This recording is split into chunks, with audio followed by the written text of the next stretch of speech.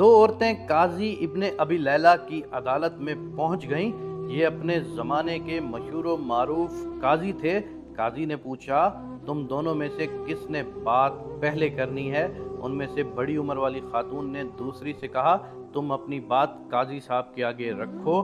वो कहने लगी, काजी साहब, ये मेरी फूफी है, मैं इसे अम्मी कहती हूँ। चूँकि मेरे वालिद के इंतकाल के बाद इन्होंने मेरी परवरिश की है, यहाँ तक कि मैं जवान हो गई। काजी ने पूछा, उसके बाद? वो कहने लगी, फिर मेरे चचा के बेटे ने मंगनी का पैगाम भेजा, इन्होंने उनसे मेरी शादी कर दी। मेरी शादी को कई साल गुजर गए, अज़दवाजी ज़िंदगी खूब गुजर रही थी।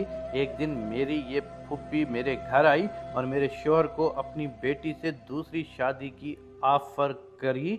साथ ये शर्त रखी कि पहली बीवी यानी मैं का मामला फुप्पी के हाथ में सौंप दे। मेरे शौहर ने कुंवारी दोशीज़ा से शादी के चक्कर में शर्त मान ली। मेरे शौहर की दूसरी शादी हुई। सुहाग रात को मेरी फुप्पी मेरे पास आई और मुझसे कहा, तुम्हारे शौहर के साथ मैंने अपनी बेटी ब्याह दी है, तुम्हारे शौहर ने तुम्हारा मामला मेरे हाथ सौंप दिया है, मैं तुझे तेरे शौहर की वकालत करते हुए तलाक देती हूँ। जज साहब, मेरी तलाक हो गई। कुछ अरसे के बाद मेरी फुप्पी का शौहर सफ़र से थके हारे पहुँच गया। वो एक शायर और हुस्न परस्त इंसान थे।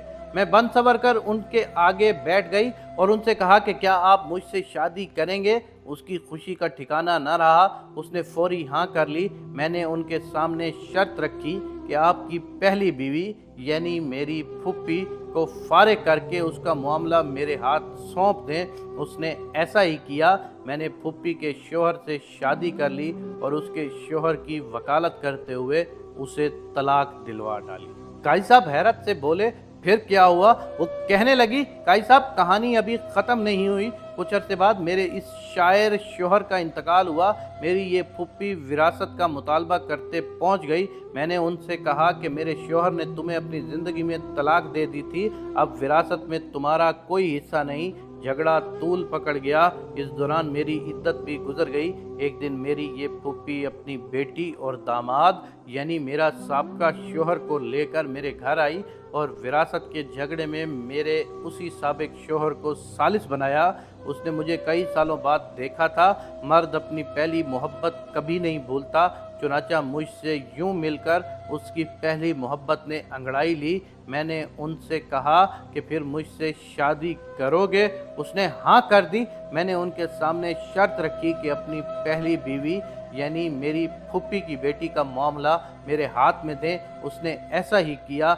मैंने अपने साबिक शौहर से शादी कर ली और उसकी बीवी की शौहर को वकालत करते हुए तलाक दे दी। काजी इब्ने अबी लैला सर पकड़कर बैठ गए। फिर पूछा कि इस केस पे अब मसला क्या है? मेरी फुप्पी कहने लगी, काजी साहब, क्या ये हराम नहीं कि मैं और मेरी बेटी दोनों की ये लड़की तलाक करवा चुकी, फिर मेरा शौहर और मेरी बेटी का शौहर भी ले उड़ी। इसी पर बस नहीं, दोनों शौहरों की विरासत भी अपने नाम कर ली। काजी इब्ने अबी लैला कहने लगे, मुझे तो इस केस में हराम कहीं नज़र नहीं आया। तलाक भी जायज़ है, वकालत भी जायज़ है। तलाक के बाद बीवी साबका शौहर के पास दोबारा जा सकती है, बशर्ते के दरमियान में किसी और से इसकी शादी होकर तलाक या शौहर फौत हुआ हो। तुम्हारी कहानी में भी ऐसा ही हुआ है। इसके बाद काजी ने खलीफा मंसूर को ये वाक़या सुनाया। खलीफा हंस हंस कर लोटपोट हो गए और कहा कि जो कोई भी अपने भाई के लिए गड्ढा खोदेगा खुद उस गड्ढे में गिरेगा। ये बुढ़िया तो गड्ढे में गिरने की बजाय किसी गहरे समंदर में गिर गई। इस कहानी से हमें ये सबक मिलता है कि किसी दूसरे के लिए बुरा मत सोचें, क्योंकि हालात व वाक़ियात का नहीं पता कि कहाँ तुम्हारे तक पहुँचकर तुम्हें ही उस गड्ढे में डबो डालें।